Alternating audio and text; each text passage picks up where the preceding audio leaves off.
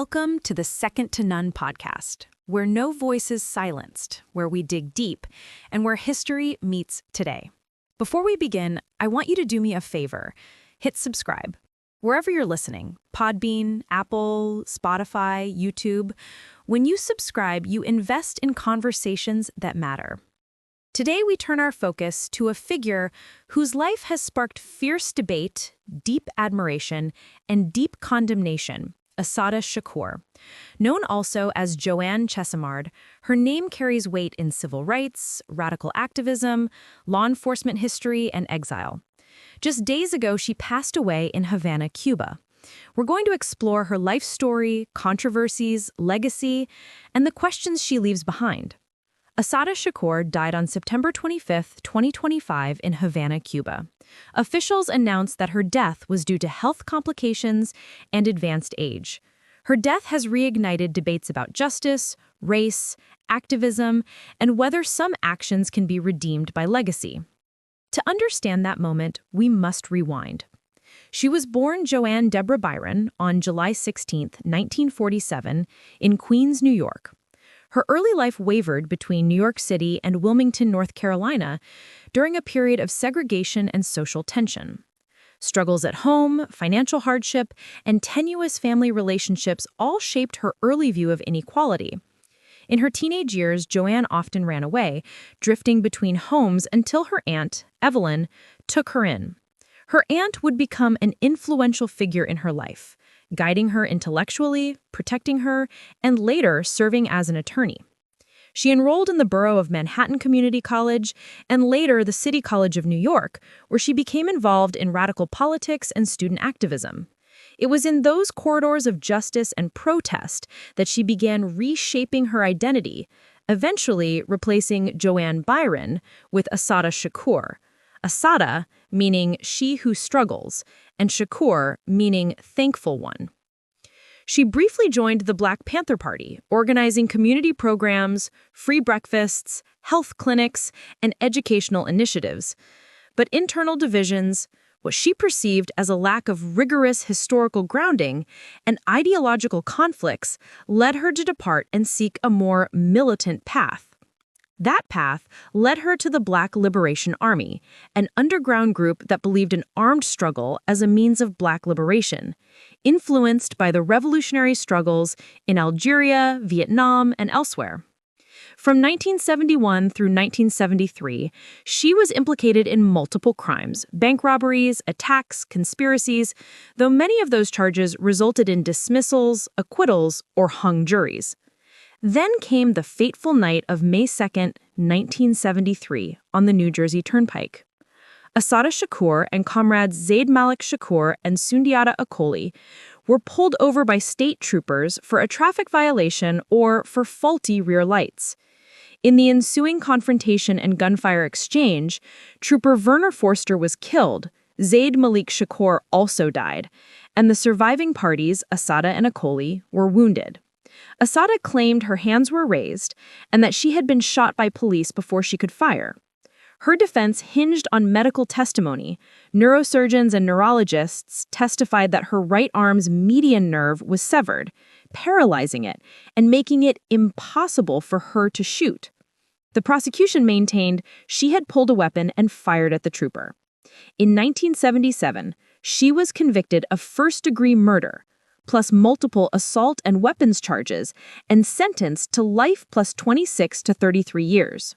Her appeals and efforts to overturn the trial would continue for years. While imprisoned at the Clinton Correctional Facility for Women in New Jersey, in November 1979, she escaped. The breakout was dramatic. Visitors for a visit smuggled in concealed pistols and explosives, seized guards as hostages, commandeered a van, and smuggled her out. No one was physically harmed, and she vanished. Over the next years, she circulated in underground circles, staying hidden, finally resurfacing in Cuba by the mid-1980s. In 1984, Cuba granted her political asylum under the protection of Fidel Castro's government. She lived the rest of her life in Havana, working occasionally as English-language editor for Radio Havana, Cuba, speaking, writing, and remaining a symbol of resistance to many. In 1987, she published Assata, an autobiography, written from Cuba, an account of her life, the Turnpike shootout, her political development, and her reflections on justice and oppression. Over decades, her name became cultural legend. She became known as the first woman placed on the FBI's Most Wanted Terrorists list in 2013, with a reward on her head. For decades, the U.S. government sought her extradition, but Cuba refused. Her life earned fierce praise among activists who saw in her a fearless icon of Black liberation, resisting white supremacy and systemic racism. She was celebrated in music, hip-hop culture, political rallies, and militant movements. Her stories, her writings, even her fugitive status inspired others to question law enforcement overreach, racial policing, and political repression. Yet to many Americans, law enforcement, victims' families, and critics, she was a fugitive, convicted murderer, and someone who evaded accountability. Some see her as a terrorist, others see her as a political prisoner. Many see both narratives wrapped in controversy. Listeners, take a moment. Do you believe that activism, even radical activism, escapes the weight of criminal consequences? Or should every person be held to the law regardless of cause? Back to the timeline. In her exile years, she often expressed support for prisoner rights, anti-imperialist movements, and global justice. She mentored younger activists, corresponded with movements in the U.S., and was invoked in the Black Lives Matter era as part of the pantheon of resistance. Her daughter, Assata Shakur, held vigil over her until her passing. When her death was announced, her daughter said, "At approximately 1:15 p.m. on September 25th, my mother, Assata Shakur, took her last earthly breath. Words cannot describe the depth of loss I feel at this time." Immediately, reactions poured in across the political spectrum.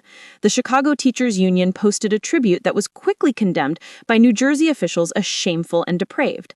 Meanwhile, figures in progressive circles, including the Democratic Socialists of America, honored her as a revolutionary freedom fighter.